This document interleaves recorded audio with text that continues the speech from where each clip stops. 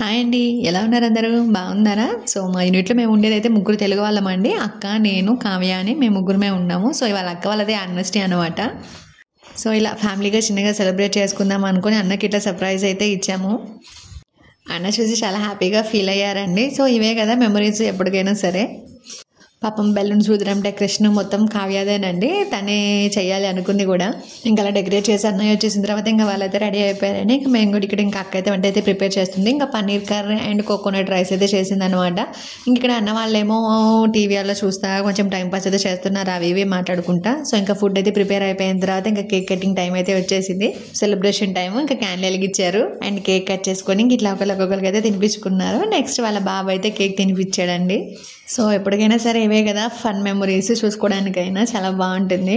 ఇంకా ఈ celebration time అంతా అయిపోయిన తర్వాత ఇంకా అక్కడ లంచ్ చేసేసుకొని ఇంటికైతే వచ్చామండి. ఇంకా 1 by 1 మేము కూడా అక్క వాళ్ళ కేక్ అయితే తినిపించేసామన్నమాట. ఇలా జరిగింది అక్క వాళ్ళ యానివర్సరీ.